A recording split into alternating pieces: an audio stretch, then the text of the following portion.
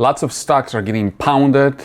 Lots of growth investors are getting smoked. A lot of fear in the market. Lots of negative headlines. What do you do about it? That's exactly what this video is all about. If you're new to this channel, my name is Mariusz Konieczny. I run Microcap Explosions, a website dedicated to microcap stocks, which are ignored and underfollowed by the investment industry. I also wrote 10 books on investing, one of which is available for a free download at microcapexplosions.com. Recently, I also created valueinvestinguniversity.com, which is a free resource to make you a better investor. So make sure you head over to valueinvestinguniversity.com and sign up for it. It feels so good to be investing in stocks when they're going up. It feels so good to be investing in stocks when other people agree, when other people are with us. But the problem is you pay a very steep price for a cheery consensus. And our brains are not wired. Some of us are not wired to be thinking independent, to be going against the crowd. But you see, that's what you need to do. You need to be an independent thinker. You need to pay attention to mostly two things: price versus value. Yes, we can argue about what kind of company you want to buy, whether it's good, bad, average, but really the most important thing is price is what you pay for something and value is what you get in return. And these are the most important two things, really. There's nothing in these two things that requires you to have approval of others or cheery consensus. When you get a cheery consensus, you have to pay a higher price because more people are competing with you, more people are bidding with you for whatever assets you're acquiring. When you don't have the approval, when you don't have consensus, when you don't have a lot of competition, you have the possibility of getting a good deal. In other words, you have the possibility of getting more value in return than what it is that you're paying. And that's why Warren Buffett said that you need to be greedy when others are fearful, and you need to be fearful when others are greedy. And I think it's a pretty good time to be greedy. And I'm looking at some of the stocks that I follow, and some of them have been beaten down pretty bad. It doesn't matter if their businesses are doing well, it doesn't matter if their thesis is okay. People are getting out.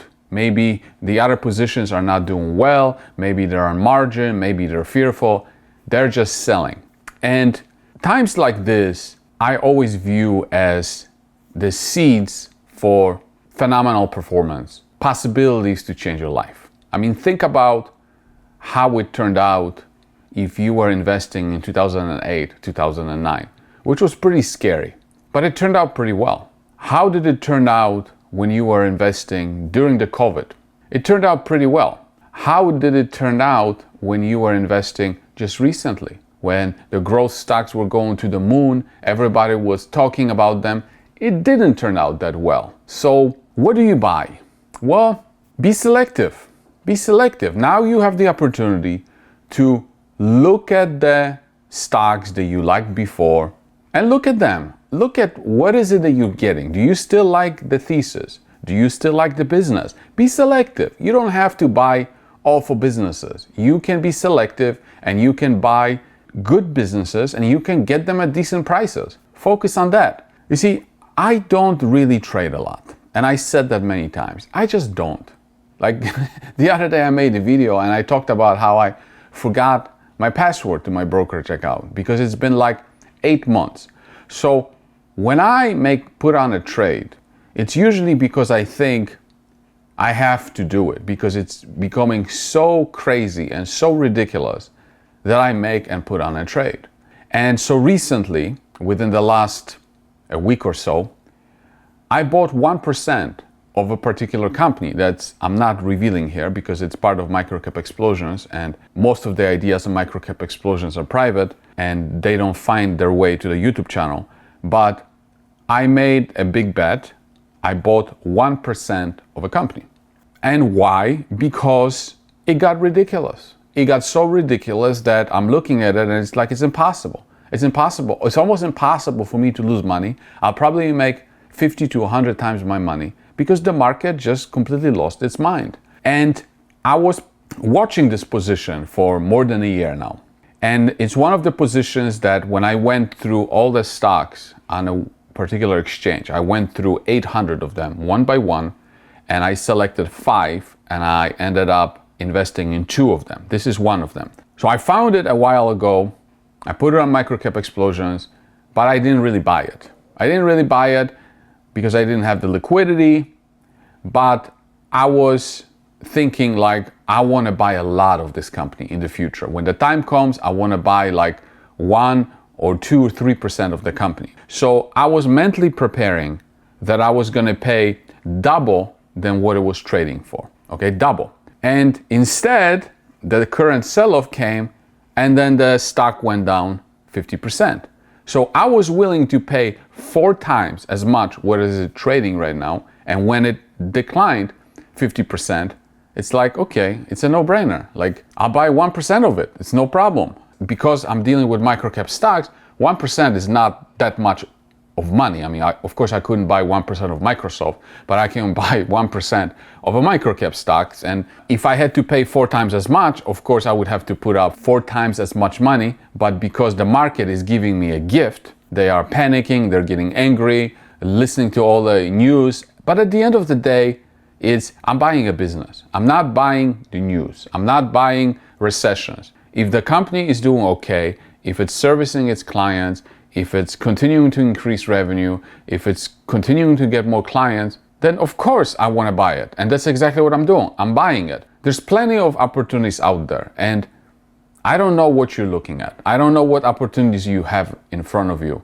But, you know, if there were situations that you wanted to buy something, but you didn't because it was too expensive, look back at those ideas. Look at them now, because when you're buying them now, and yes, of course they could go down more. Anything could go down more. The news can get more scary. Russia could start a war. The Fed could raise interest rates more. I mean, you just name it. Just go and open the newspaper and they'll give you plenty of reasons not to buy. But these are the moments that define who you are. These are the moments that define, like, are you truly being greedy when others are fearful?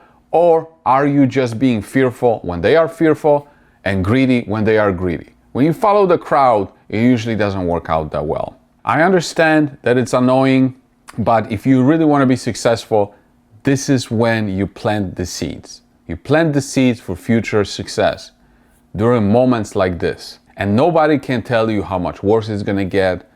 Everybody has an opinion. There's a lot of people that call for a recession. There's a lot of people that call for correction. But the problem is that they call recession and they call corrections 50 times, and then they might be right 1 time. It's very difficult to time the market.